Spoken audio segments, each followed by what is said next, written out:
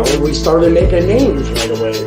And I loved it. I was robbing drug dealers, taking their gold right off their neck. And the shit we did, who's going to call the police on you? A drug dealer? I can identify with anything that was normal, to be honest with you. But I was born and raised in Brooklyn, New York. Yeah. 99% of the time, you're going to disappear. Just like the Donnie Brasco situation with Lefty? Yeah, because the reason why, they figure it this way. You brought this guy around, he ratted on everybody, now he ratted on you. You might turn around and join him and rat on us, so we get rid of you, there's no connection between there and there, and they get rid of you.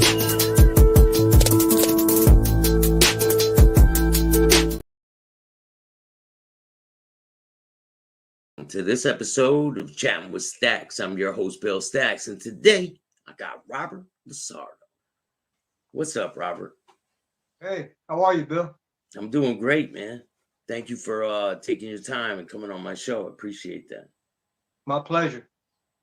So you have an insane catalog of work that you've done, but I want to know about your earlier days before the movies.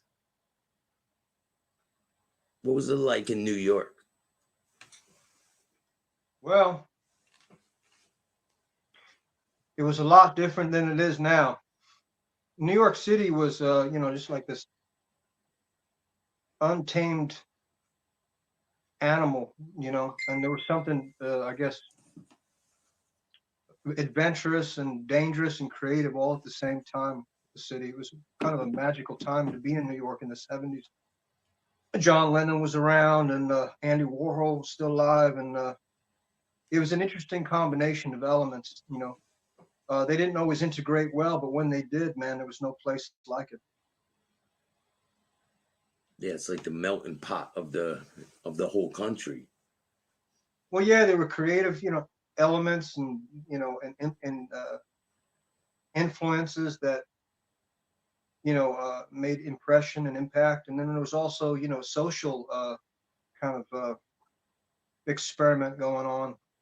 There was violence. There was, that film that Walter Hill made called The Warriors, was kind of a case in point, almost a documentary of what was going on with the gangs in New York and stuff, and how there was a lot of crime before the gentrification of various boroughs started happening, like Brooklyn and places in Queens and stuff. It was much more raw back in the day and impoverished and not so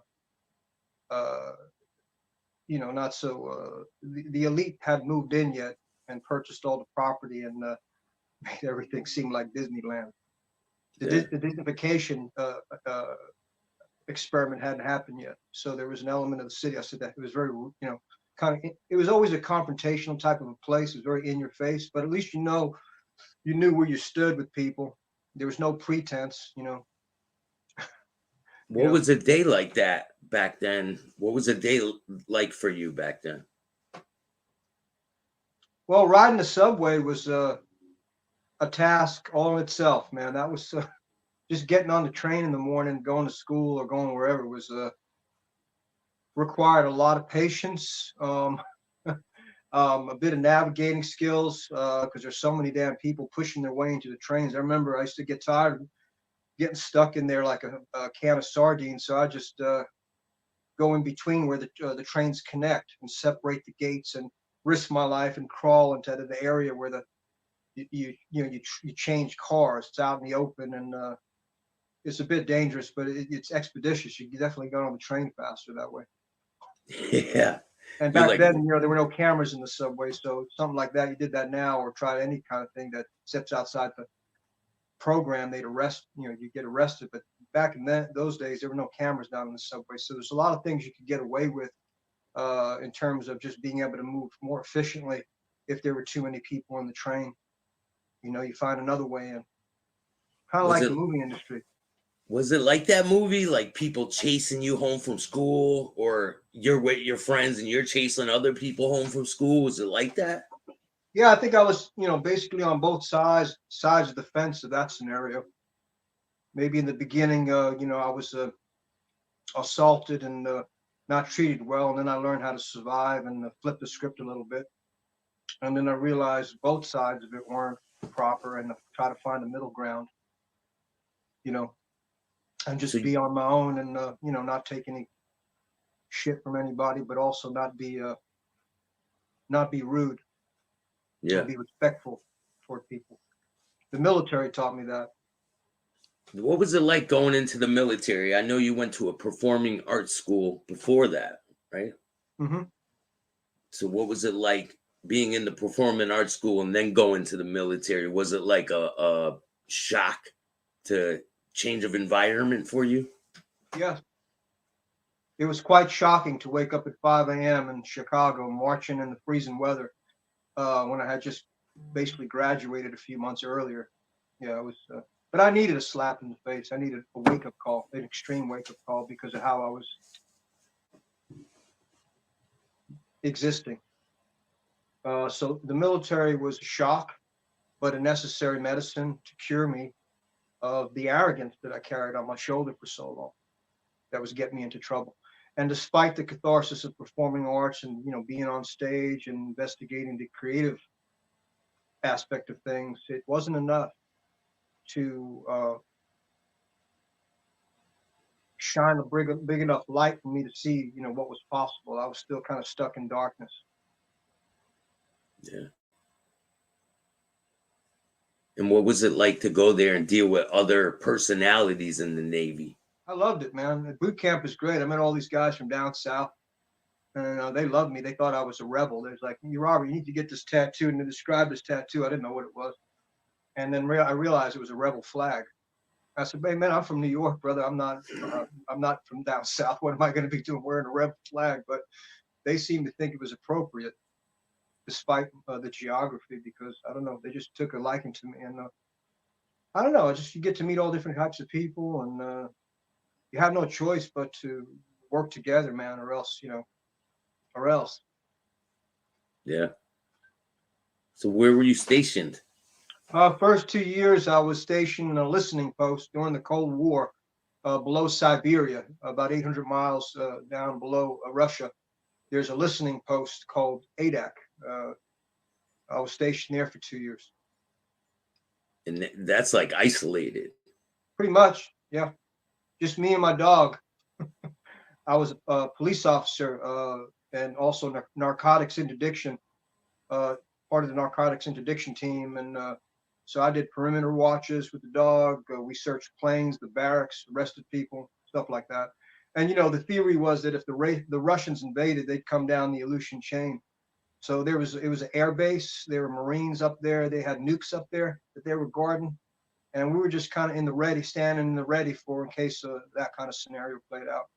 There were Russian submarines close to the island, and, you know, they played these games. Those P-3 propeller planes had this tracking devices in them, and they just tracked the subs, keep an eye on them. They'd be watching us, we'd be watching them. So I guess that was the more glamorous, exciting part of my tour over there, while I was freezing my butt off, you know. Was there any situations that stand out to you, like people getting caught with drugs or smuggling stuff, sure. and you catching them? Yeah. I can think of a couple. We got a domestic call. Some guy was beating up on his wife, I guess, in one of the houses, because they had, for certain officers, you could bring your family up there, but you had to be a certain rank to be able to qualify for that. But there was some kind of like domestic dispute. And I remember the first time I pulled my gun and I went around the back of the house, and they said, "Yeah, keep an eye out if the guy comes out." You know, and I thought, "Oh shit, I'm going to shoot. I have to shoot somebody." There was that. And then I remember there was a ship that docked in port, and there was a fight on board the ship, and I took the dog up there, and my superior officer was trying to talk with the man, and they got into a fight. And then I remember the dog was crucial in that moment, and I put him to the ground, and, you know, just stuff like that, just kind of wrestling around. And my dog King, he was a half German Shepherd, half Doberman. He was crucial in the intimidation. If I couldn't always handle things, then King would step up and let him know. Yeah, you trained dogs for a while, right? Yeah, I was yeah, yeah. I went through a 7-week. I went through a 7-week certification course in Texas, Lackland Air Force Base. and I was trained with my dog. They flew me and the dog from Adak, Alaska, to Texas. That's a change of temperature. And how was that? Shocking to you? Well, it was. Yeah, I'll tell you, Bill. It's kind of funny. I never heard of chiggers. I never knew what a fucking chigger was until I looked up in my stomach before I had all my tattoos on my stomach, and I had all these red marks. So I thought I had the plague, and I asked somebody. I said, "What the hell is wrong with me? I got all these red marks." So, oh, those are chigger bites, man. Because we were doing some tactical stuff and getting dirty in the dirt and crawling around, and I guess the bugs got in my skin. They crawl up and in your skin, and they kind of live there for a while. I've never heard of those either. Yeah, they're called chiggers. They're just bugs, man. And they just, you get close enough to them, they will find a home in your body. They go under your skin? Mm-hmm. Oh, yep. My God. Yeah, it was weird. But, once you realize what it is and go to the medic and they give you some powder to put on, it's the not knowing that kind of freaks you out, man. Like, what's going on? Where is that, in Texas? Yeah, San Antonio. Lackland Air Force Base. I'm gonna mark that off my list. Don't go down there. Every time I go down to Texas, even now I'm down to Houston, I get bit by something. There's these bugs that are all over the place. When you walk in the grass, they like my feet, man. I tend to come away with all these bumps on my feet, these bites. So there's some, you got to watch Texas. I've heard stories. I'm not saying it's a bad place. In your boot, I like right? people in Texas, but you got to watch out for the bugs, huh?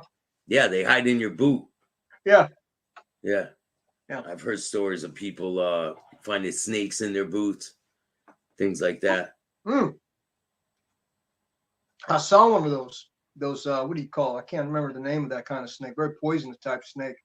Very short. The colors, I can't think of the name. But he was staring right at me, man. I just backed up slowly with the dog, man. I was like, holy shit, is that a snake, right? Because it was so still. It looked like a stick. But then I took a closer look at it. I go, that's not a stick. That's a damn snake. Yeah, they blend in. It's crazy. I had someone on the show, Tim Freed. He gets bit by poisonous snakes. Hey. Brave soul. Yeah, crazy. I wouldn't do it, man. Hey, each his own, Yeah. So, do you have any stories about training with the dog that stand out in your mind?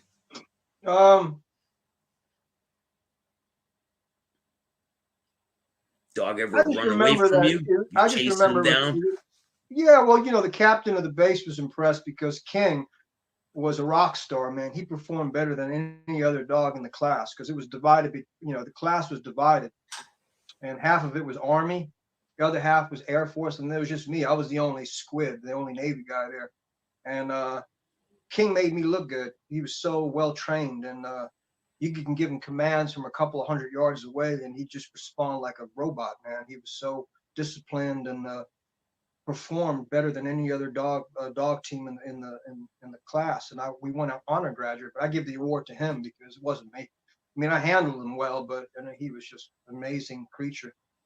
Yeah, and you're the only one representing the Navy there, so it's kind of like a competition between. Yeah, they didn't like that. It didn't go over too well with the Army guys and the aviators. They weren't too happy about the decision. And ironically, the people who awarded me awarded us, King and I, the honor graduate certificate, they were Air Force. Yeah. So but anyway, like I said, that was a nice moment, and I just remember, them bringing some of their high-ranking officers down to watch King perform on some of these obstacle courses because they were so impressed, and I just thought, wow, cool. And then when I went back to ADAC, my commanding officer, they appreciated that I represented the security team so well. I got a letter of commendation from the captain and all that, the commander Lackland, and so they were all telling me how I could walk on water and all this nonsense. But the point is that, it went over well because they were concerned about sending somebody at my rank, because I wasn't really high ranking at that point in the military, down there with such a, large responsibility because the dog was worth more than I was, in terms of the time and money they put into training that animal. Yeah. And so they were hoping that I could carry the responsibility and the weight of that task. Did you find a lot of people, were you catching a lot of people with drugs on the base, and did the dog just sniff things like that out? Did you train them to do that? We caught some people. Yeah, we caught some people. Were But they trying? there's another element that I discovered later on, which just kind of blew my mind. I was at a convention, tattoo convention, making an appearance, and I ran into a former serviceman who was I think he was a chief petty officer. And he told me that he knew, no, he asked me where I was stationed. I said, the Aleutians. He goes, oh, wow, when were you there? I told him when I was there from 81 to 83. And he said, wow, it's good you left when you did. I said, why? Because that whole command came under indictment. There was an investigation going on. Turned out, I guess, according to what he told me, that some of the people I was working for were on the take, man. That's why we weren't arresting as many people. I was wondering, why aren't we catching as many people? Because I guess maybe they had a side business. So some of those guys, my superior officers, went to Leavenworth, according to the rumor, according to Wow. what this guy told me. So I don't know. So when you were towards your end of your military career, did you have it in your mind what you wanted to do with your life, what direction you wanted to go? During my military career, it dawned on me one day. I was like, wait a minute, I miss performing on stage. So you figured I'm gonna go into acting when I get out. Is that your plan? I never had a concise plan, man. I was always just kind of like a wandering child, going on instinct. So there was no, I didn't have a diagram about anything in front of me. I just know in my heart that I felt this gravitational pull toward a friend of mine named Anthony Abeson, who was my teacher at the high school performing arts, who made quite an impression on me. He became a close friend, like a surrogate father to me. So we kept in touch while I was overseas and stuff. And he kept reminding me not to forget about the creative half of myself. And that was inspirational and kept me motivated. And he showed me what was possible. It was just a question of me believing in it, and I started to believe in it more and more and more, especially when I was on board ship. And one of my classmates, an actor that's very well known, appeared on a TV show, and I was, holy shit. And I'm thinking, what am I doing here in this floating prison? But I thought, well, it was part of my karma. And so then it just became about doing the time and getting out, and then reacquainting myself with the original aspect of, I guess, my calling, my being, my, whatever the tendency is in this lifetime to go towards something. Everybody's drawn to something. I was drawn to this feeling of liberated consciousness while I was on stage, and I liked the way it felt to read a script and get lost in this fantasy of performing. Definitely. Felt good. It wasn't for glory. It wasn't, any kind of, grandiose fantasy about being famous. It was simply something that I liked to do, and people told me I was good at it, and I was like, okay. And it just seemed organic. It seemed like I was finally being honest, embracing a part of myself that I had ignored for so long and tried to suppress it because of a different thought that was overtaking my consciousness. And a lot of it had to do, I think, with the impressions and the influence of things around me growing up in New York. And a lot of young men struggle with identity when they're young, trying to figure out who they are, where they belong, what their purpose is. So it can be quite a confusing process, but necessary. And then if you're brave enough to really look at yourself, then maybe the answer's staring you right in the face. Yeah, that's deep, man. Really deep. I couldn't have said it any better. So, do you feel like sometimes you're such a versatile actor? Like your catalog is so long, and you can do almost any role. Do you feel like sometimes they categorize you? Absolutely, yeah. People don't. I think people realize this because people are intelligent, and most people are. Consumers of media, and they're not stupid. I don't think they understand that. I like to believe they understand that unless you're a corporation kind of celebrity type that's tied in with the bank and that level of power where you get to pick and choose. Most of us were in the begging position, and the boss tells you, "Hey, I got a job for you to do." You don't tell the boss what you want. The boss tells you what they need. And for whatever reason, if they feel that you're suited to be in a particular category, then that's the category that you're in. And all you have to do is you can do two things. You can say, nah, I don't know. Or you can say thank you and be appreciative that someone's offering you a job. It all depends on how you look at it. If you look at it from the point of ego and vanity too much, then you get caught up in taking things too personal. It's better to just, I think, be humble and just be grateful that someone wants to give you a job. So is there a creative angst that some of us have to maybe spread our wings a bit and diversify? Absolutely. And I think that's where patience comes in. And you have to just be patient and hope that someone is brave enough or has enough insight to recognize that you can do something else other than what they think you're good. Well, he's really good at this. And so you do that for a while and you keep doing it and you perfect it. And then maybe someone sees something. They go, wait a minute, though, there's a quality that I've noticed about this performer. Let's see if we can exploit that as well and make that bigger. So it's just about someone in power or has the faith in you to give you the opportunity to demonstrate if in fact you can pull it off. You're not just self-portraiting. A lot of people, some people, I guess, stories are written around their personality, their persona, their culturalism, because America's, apologizing for the injustices that have been done in the past. And a lot of people have been ignored in cinema for decades.